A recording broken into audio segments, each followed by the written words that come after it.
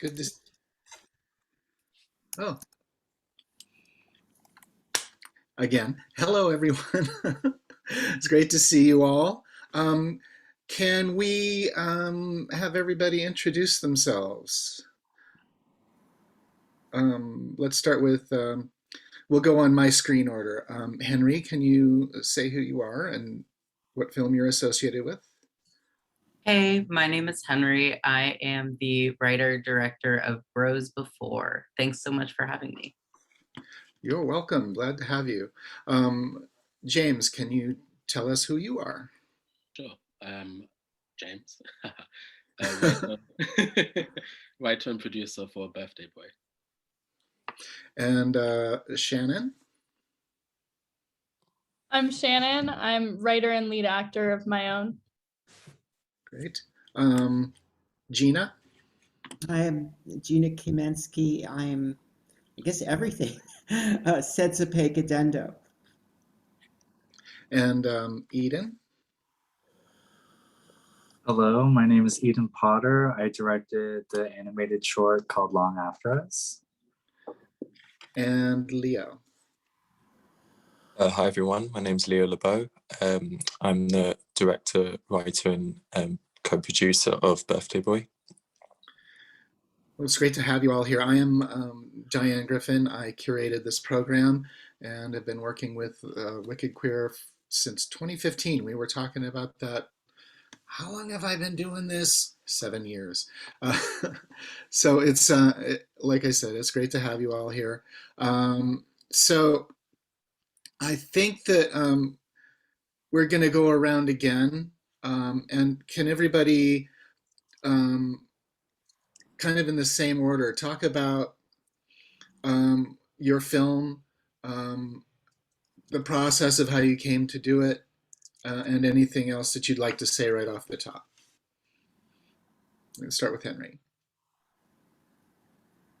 Sure. So, my film is about two trans guys that sort of role play during sex that they're like straight guys with, a big dose of ironic homophobia. And then when one of them starts dating a woman, it sort of brings their role playing into a new light. And one of them realizes that it actually was maybe a little more serious for him than it was for the other guy. So the protagonist, Elijah, sort of goes on this journey of realizing that, he is gay himself and he sort of has to learn how to like reorient his life. And so, yeah, I just really wanted to make something that I wanted to watch that was about people like me.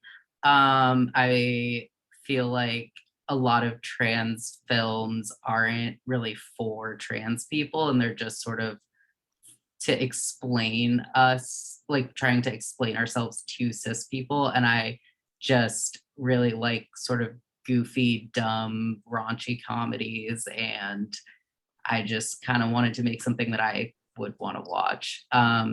So yeah, that's me. And well, I reacted to your movie like I saw like that there's kind of a John Waters kind of like that kind of underground influence, and I did appreciate the campiness of it. So that's one of the things I feel like when the audience saw it in the theater, they really reacted to all of that. Oh, cool. That's great to hear. Yeah, that's the other part of it was like, I think it's cool that there's like more queer films coming out these days, but I also really am inspired by, yeah, like John Waters and the underground films that were being made before it was cool in the mainstream to have any queer content. And so I really wanted to show those points of inspiration and like bring it back to the very like punky, campy aesthetic with, today's subject matter. Okay, great. So James, can you talk a little bit about Birthday Boy? Sure. Birthday Boy originally it was inspired by someone quite close to me. It's about a trans boy that goes to an all-girls school and the kind of bullying that he experiences there. But on the flip side of that, it's also about the kind of positive side of the internet. It's set on his birthday and he's planning an online birthday party. And yeah, we wanted to focus on the kind of friendship and community that can come out of online. So yeah, I don't know if maybe Leo would like to add anything. Yeah, Leo, could you chime in? Yeah, I really appreciate what Henry said before about a lot of trans films is kind of like explaining about kind of the experience. And when we were writing this film, we really just wanted it to be a film about friendship. He is a trans male and he comes from an accepting home, but there's all kinds of things that come into play. He has a lot of weight on his shoulders as he attends an all-girls school because he has a scholarship, low-income background. And but generally, yeah, it's kind of a film about finding a connection in a place where you may not find your tribe. And it's a really nice film. And yeah, we kind of made it as like, it doesn't really focus that much on transitioning. It's kind of, James said it best, it's a nice film about showing how even when you've not got anyone, you can find someone like you in the darkest places. Mm-hmm. Yeah, I was a little bit leery of putting your film out there because it is kind of intense. But once again, the audience really loved it. And it's like, yeah, it was really moving. And that was really gratifying for me. And I'm sure that when you've shown the movie to people and had that reaction, it's been, Yeah, absolutely. I hope that you have had the chance to have the movie seen. And yeah, we've been quite lucky in that sense. Obviously releasing it now after the pandemic is starting to calm down and actually being able to get into cinemas and watch the film with an audience. And it is amazing just listening to those little reactions behind you in the crowd. And yeah, it's a great feeling. Yeah, we'll talk more about that in a minute. Shannon, can you talk about your film? Hi, yeah, I wrote and star in My Own, which is about a non-binary ballet dancer coming to terms with who they are in a world where they don't necessarily have that tribe or even the vocabulary. And we set up just sort of a nice metaphor in the film about being non-binary in a really rigid world where there's only a men's dance and a women's dance. Mm-hmm. I really reacted to that.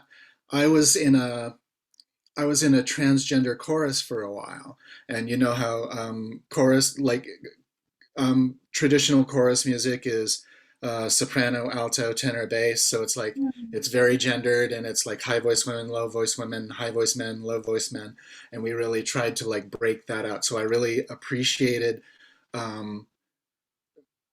that like not only was your character coming to terms with their own issues, they were coming to terms with how to deal with traditional classical art. That was really moving to me.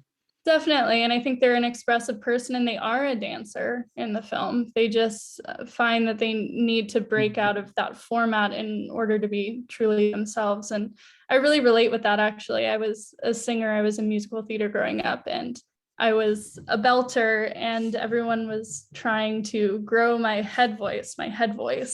And, you know, kind of looking back, I'm like, did we have to? And also, why is it my head voice, his falsetto, you know? Sure. Very relatable. Gina, can you talk about your film for a moment? Yeah, I mean, when you talk about my film, I usually start by talking about process because I don't work from anything other than I'm going to get up and I'm going to make something. So what happened was I was in artist residency, and so my background, I'm an experimental animator, and after a week of experimenting, I went into this dance studio and I said, you know, I was kind of frustrated, and I was doing a lot of stop motion, a technique called pixelation. And I just ripped my clothes off and I started spanking myself. I don't know where this impulse came from. I have some suspicions, but and it was summer and it was beautiful, and I had this whole kind of estate with this beautiful garden. And I thought, you know what, I'm going to make a film. I'm just going to kind of go out, and I'm into a lot of physical comedy. And yes, it's very much about my kind of, I said this at the live screening, a lot of it I think was just my feeling so grounded and happy in my body at this point in my life, wanted to go out and do something physical. And I set the camera up and I tried all sorts of things, usually, I mean, what I have is I had it taking frames at intervals of 3 seconds and moving, and then I time mapped it to create this kind of dance piece with music, and that's what it is. And generally I don't know anymore until I've seen it exactly what it might be about, and I think it's nice to leave it very open-ended there. Mhm. Well, I'm gonna try to draw you out on that since Okay. you were just like improvising and going, looking at it back. What do you kind of what does it kind of bring up for you? Pretty much what I just said. I mean, again, what I do when I make films is each film leads to another film. So I start with some questions. In this case, it was kind of more about light and movement and just a desire to be outdoors doing something. And that led to some more, I kind of think that I have kind of a masochistic streak. I really enjoy getting, kind of pushing myself physically, and I did get kind of bruised up, and I I was kind of proud of that. So I think in retrospect, Mhm. it's really about my physical. If you're gonna, if since this is a trans thing, talking about as a trans woman who's, I'm 62. I transitioned, starting in the early 90s, um, feeling grounded and solid in my body. Like it's the opposite of, I guess, dysphoria. It's like feeling completely connected to everything and balanced. And a lot of the film is about balance. I'm balancing a lot. So maybe I'm kind of looking at my work and critiquing it myself. Because the person who made it wasn't me. That was something that took over for a week. So anyhow, That's yeah, awesome. yeah. So, Eden, can you talk a little bit about your movie, your beautiful movie? Yeah, so I directed the film through Seneca College in my final year there. So in your last year, you kind of go through a process where all of the students get to pitch their idea, and we go through a couple weeks of revising it and weeding out some of them. And so my film was one of five, and before September came, I didn't know exactly what kind of story I wanted to tell. I mean, having transitioned while I was or starting my transition during school, I know that it definitely has influence on the stories that I want to tell and the characters that I design, and it's in everything. So I know I wanted to involve it somehow. And I mean, the film that I created long after us really to me is an amalgamation of all the genres that I like. I mean, it has horror and it has like some experimental animation while still kind of keeping within what the school wants in terms of it has a narrative structure, but then we go into the trip is what we Mhm. call it, where we just got to have fun basically. Because I mean, for me, like going into corporate animation um, after school, I wanted to pitch a film that I actually wanted to make, right? And I wanted to play and I wanted to collaborate. And so when I was pitching my film, um, I had the narrative of the creature in the forest, and it would find said object and take it to this tree and turn into this like life flashes before your eyes sequence. And when I pitched it, how I kind of sold it to my classmates was that, come into the group and we can kind of create the story of the human together.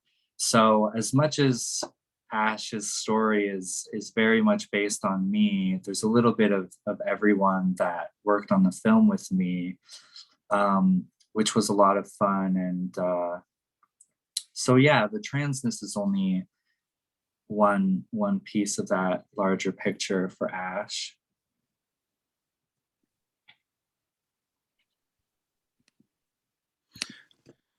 So I have to apologize to everyone. I think my connection is a little bit iffy. I hope that that's not showing up in too much for you, but things kind of slow down and then speed up. But I am getting what everybody says. So Shannon, going back to that idea of like creating art like that doesn't have like the traditional gender aspects. What was since you created a piece of art within the art? You did your dance sequence at the end of the film. What were your ideas around that dance sequence? Yeah, so I really wanted to choreograph something that was sort of exploding out of the framework. But our wonderful choreographer, Becca, also, she really wanted it to come from my body and my language. So she took me through kind of a choose your own adventure choreography. She would be like, does this feel right in your body? Okay, here's another option. Here's another option. We learned sort of going forward like that. And then she turned it on me and she said, okay, now I need you to do this dance backwards and remake it. And that's sort of how we settled on the final thing. So this super deconstructed, just like pure expression, because I think that the film definitely tackles dysphoria, and particularly non-binary dysphoria, when you don't have words for it, because so many of us didn't have words for this growing up. So that sort of body language that is able to transcend existing structures or language. Great. And yeah, I was actually like really excited about that for reasons we've already talked about. So good job.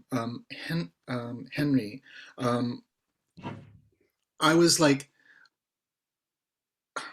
I just liked the look of your film. It really did capture that kind of grungy, punky look. I like one of the things that really like was great about it for me was like all of the art on in Elijah's room. Um, how did you accumulate all of that stuff? Yeah, well, thank you so much. I definitely, first of all, I'll have to shout out my production designer, Jade Wong, because I could not have achieved that without them. And a majority of the posters on the walls were actually from JD's zine, which Bruce LaBruce and GB Jones edited in the 90s. So I hope that, maybe one day I'll get to meet Bruce LaBruce and he won't mind that I use that. I just found the whole like JDs on like an art, open source archive, and I printed it out. And some of it was from my friends. Actually, one of the little pieces was done by the lead actor, who's also a really awesome artist. And a few of the posters were just, we wanted to have some sort of like 90s, like riot girl, like a little rad femme, like from, Elijah's lesbian past in there too. So yeah. And another thing, I think that I don't know if this really came across, but what we tried. Oh, also we sourced a few things from the Leather Archives in Chicago.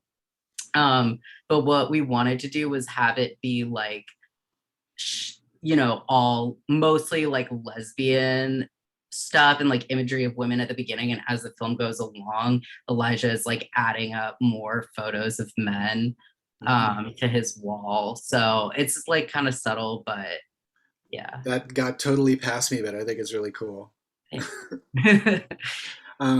So the other thing that I love to like, you have a, how do I put it? I just think that like there were a couple of like sight gags that I just really appreciated. So I'm glad that you were able to put so much into just like the visual of the movie. It has that thing where it looks like it's just like kind of off the cuff, but I think probably a lot went into it. Totally. Yeah. I really wanted to have a couple of like moments of physical comedy. And I think that mostly came out in the character of Billy. So yeah, Radcliffe Adler really pulled that off really well. Yeah, I'm very inspired by clowns. So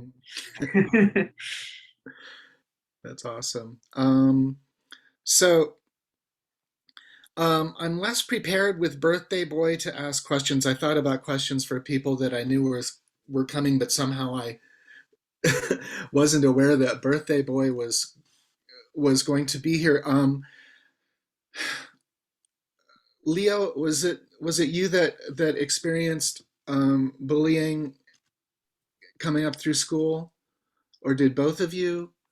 And can you talk about having had that experience personally, how that affected your process with the film? I definitely did. I know James did. I won't speak on behalf of James, but for myself, I can only speak from my kind of experiences. I was unlucky enough to have a bad time at school. What's really nice now is that I just turned 30, so like speaking to like people a bit younger than me who say turn 20, their experience in school sometimes is completely different to mine, and it kind of makes me very happy that people are a bit more accepting than they were in my day. But yeah, I didn't have a great time, but I think I did what most people do when they don't have a great time or bad memory. I kind of blocked it out. And then when James and I decided to write this film, I didn't know how therapeutic it would be for me. Obviously, with any kind of story, it's fictionalized, but you take some stuff from some true stories. So for me, it was kind of healing. And when I remember how I felt during the mix when I watched, I just got really emotional and I started bursting into tears. And before then, I think it was like kind of I wasn't really letting it in until that point. But it's one of the most proudest things I've ever done, just because it's kind of taken something that was so horrible in my life and turned it into something amazing. I mean, I'm so proud that now it's like it's doing really well. Like it's on, the reaction. It's on Channel 4 in the UK, which is a mainstream network, because we were in a festival called the Iris Prize in Wales. And it's just such an amazing feeling. I mean, one of the things we wanted to do was put a trans man on screen as a lead character. And just because it just doesn't happen enough, And so to now have that on TV and share this kind of story that I think is really relatable, like for all queer people growing up. I think too many of us face bullying. And I think so many of us, I mean, we did a tour around the UK with that festival and got to meet so many amazing people. And one thing that really resonated as well was the idea of the internet as like a safe place growing up, and a way to kind of find community. So that was an amazing feeling. That is great. So Gina, the title of your film is Latin, and I had it written down. What is it? but often by falling. Yeah, saw falling water. That was just what was on the one of the stones. I actually struggled a bit. Usually the titles just pop into my head like crazy. And well, I don't know. I should pull out my notebook. I had like, God, I can't remember. Like if I went over to my cabinet, pulled out my sketchbook, I could tell you like the 20 different titles I had at the time. But yeah, that's what said Sapeke Addenda. You know, it's so Marble House, it's in Dorset, Vermont, and it's a really interesting place. It was, you know, that part of Vermont's all marble quarries, and this guy bought this estate, and he was, you know, in the marble business, and everything is marble. And he built this like these Italian gardens and everything. One thing about it, though, I actually, you know how heavy marble blocks are. I mean, Wow. really, there was a bench. Yes. I was on this bench and I was doing this kind of push thing, and the whole bench collapsed, narrowly missing my foot by like that much. It's heavy. Scary. Yeah. So Yeah. anyhow, yeah, that's where the title came from. Yeah. It also seems like to uh, come up against like some of the ways that you danced in the movie, like lying on your stomach and moving around. It kind of like felt like it can kind of be thought of in a way as something that happened by falling. Yeah, I mean, yeah, it is falling. You know, it's funny because again, so I do a lot of, I have to get up to do this. You know, I do a lot of these things, like I have a kettlebell, right? And I do weight training every morning. Now, again, I'm 62, you know, and you have to stand here for like a minute holding a 32, you know, this is 32 pounds. So I got really good at this kind of balancing thing. My animation teacher used to do, you know, he used to do these exercises where we would come in and do quick poses. And he was a dancer. My mother took me to, I grew up in New York. My mother took me to the modern ballet. I have wonderful, wonderful parents, and she exposed me to a lot of dance. I'm always telling my students, I teach animation, get off your chair and move, you know, because the sense of timing comes from this internal sense. And you know, another, I guess another part of it is if you want to go back to the idea of queerness or transness, you know, is there a sense of timing that's queer? I mean, I love Buster Keaton. You know, I love a lot of physical comedy, and I often think about like the idea of movement being, you know, he was a genius, and just the idea of the pause and using, you know, kind of creating tension. Um, okay, this is going to be a big stretch, and again, I don't usually. I'm going out on a limb because I'm not a film theorist. I make stuff, but the idea of we were talking about this in another in the experimental group.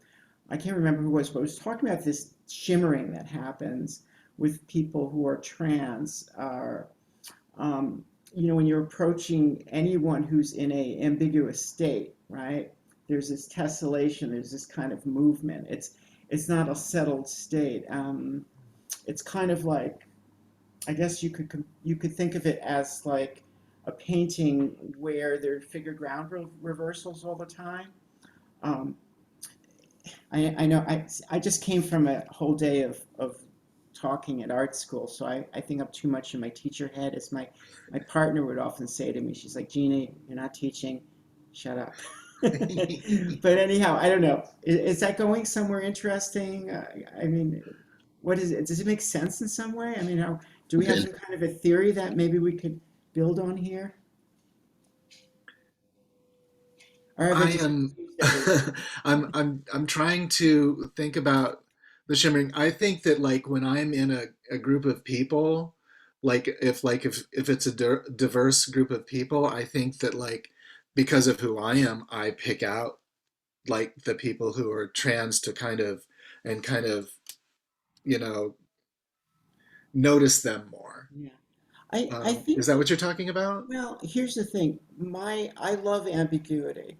I love artwork, film, music that just poses a question and leaves it kind of a mess, you know. And I think that I love people who kind of pose a question, maybe not always leaving a mess, but I like that kind of shimmering, the ambiguity that someone can pose as far as their any part of one's identity. I think that's exciting. I find it very sexy too.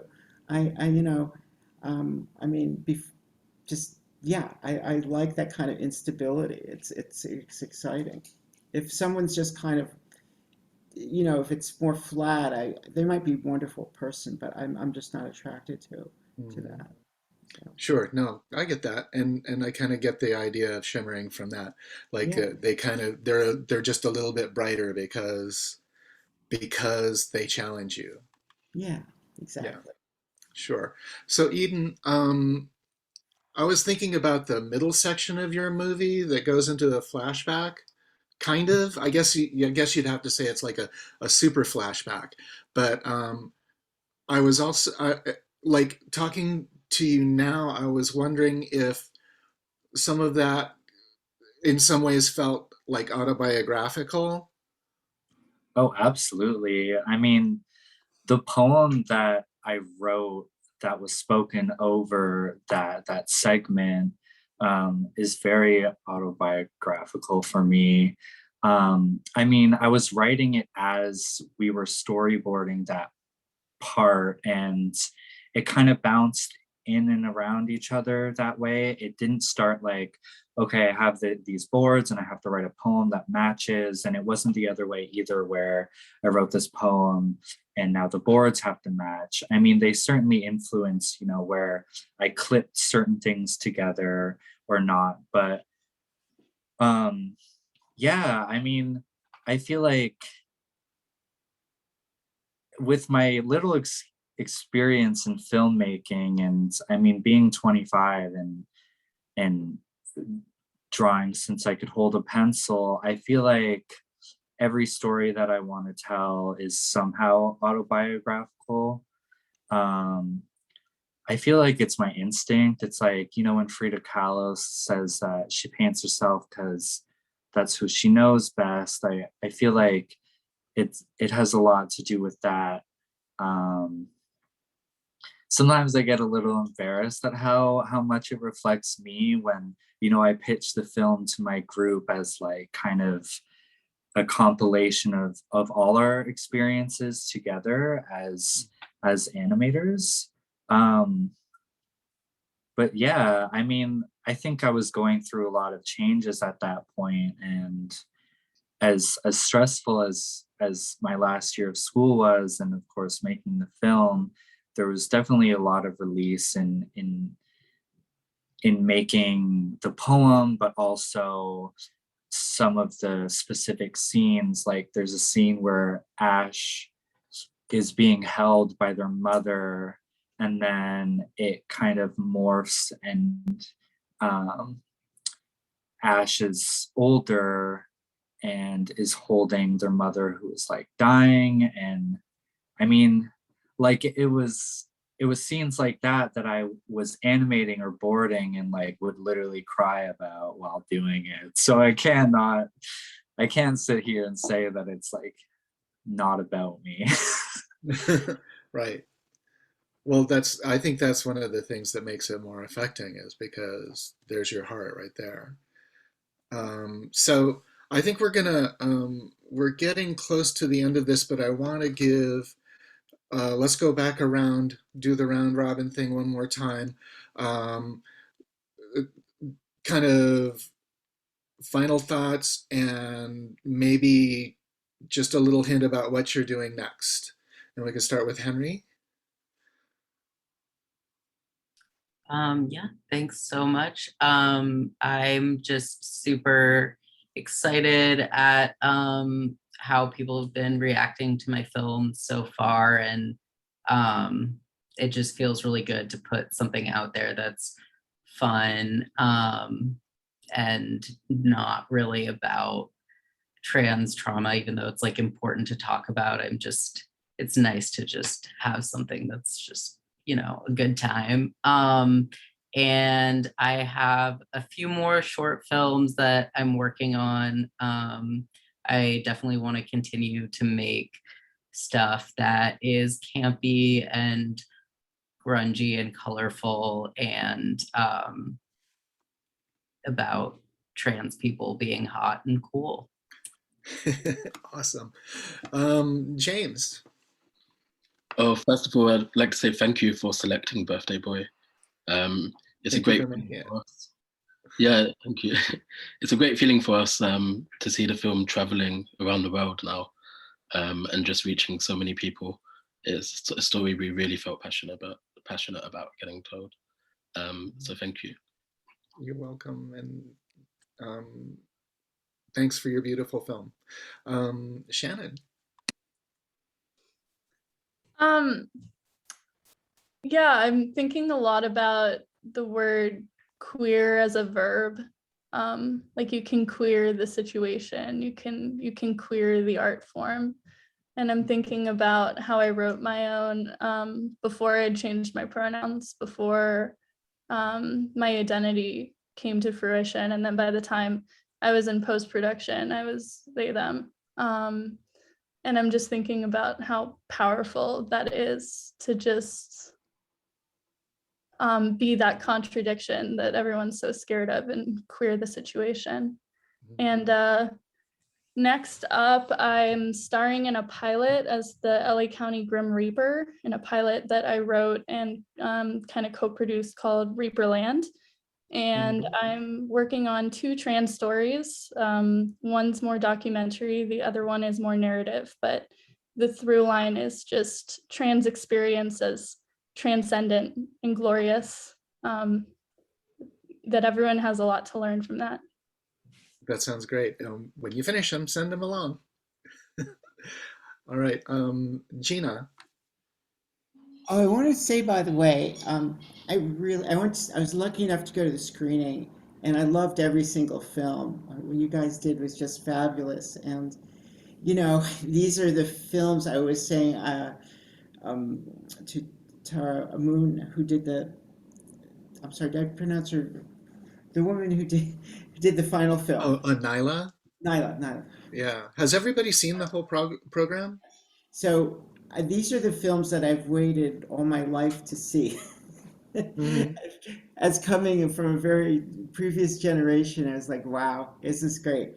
So let's see, what am I doing? Right now I'm working on another experimental film tentatively called Joey Gets Triggered. It's about my pet finch Joey and my infatuation with Joey Ramone, of the Ramones. And I'm going to McDowell this June.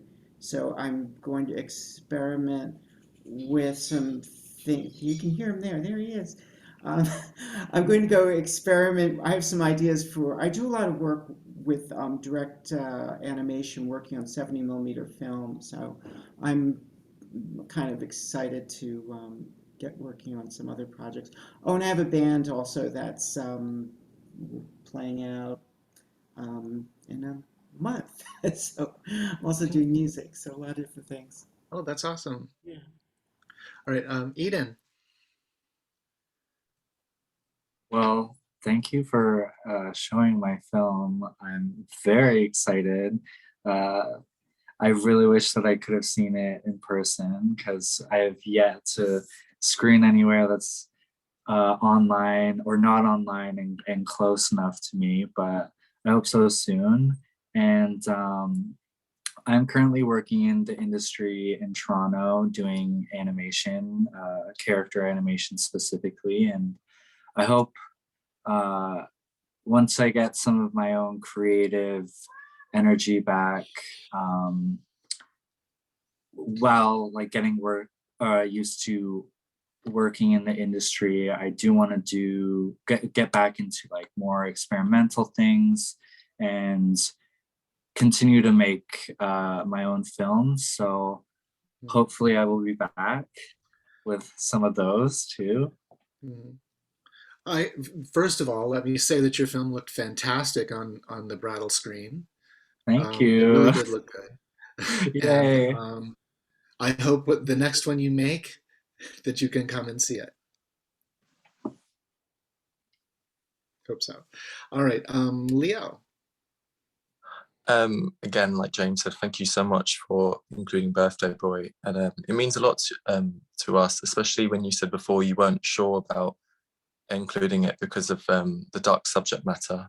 The response that we've had, like as James said, it's on Channel 4 in our country, winning like the audience award and everything. It's just really to have such a positive, because honestly for us, like James and I have worked together for ages, but we are very new to film.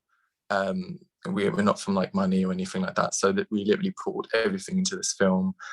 It was crowdfunded, so like we called up everyone we knew. Granny was not helping us, you know, like it means so much to us that, you know, you really like it, just because that's what we really wanted to do this for, to raise an important message. On a more positive note, James and I are working on a few things. We just finished a music video called Bombay for Crisp and Classy, which is a LGBTQ feminist pop duo, electro. Really check them out. And as well as that, James and I are just working on scripts. This is actually our first venture like into like anything dark or drama. We're known for comedy, so this has been really nice that to get this kind of response. But we've got another script on the books that's like really like, it's about like ageism and it's really depressing. And then we've got another script that's like so super fun and camp and just like ridiculous. So we'll see what we, you know, we all want to make something funny and, you know, but sometimes people like something with more of a message. But I'd love to just do something funny, just something fun. I would love to see either film. I do kind of, you know, I do kind of get very psyched when I see a film that has that kind of brighter side like that. Which was one of the reasons that I was very happy to see Henry's film. But I think the thing that like really I'm very gratified about with trans short films in general these days is that we've moved beyond the transition story. Not everything has to be the transition story. That story is still valuable, but there are so many other stories that we have to tell, and I think all of your films told those stories, and thank you so much for bringing them, for submitting them, and I'm so glad we got the chance to show them. Thank you, Diane. So much. Thank you. Thank you. Thank you, and thanks for coming, and have a good night.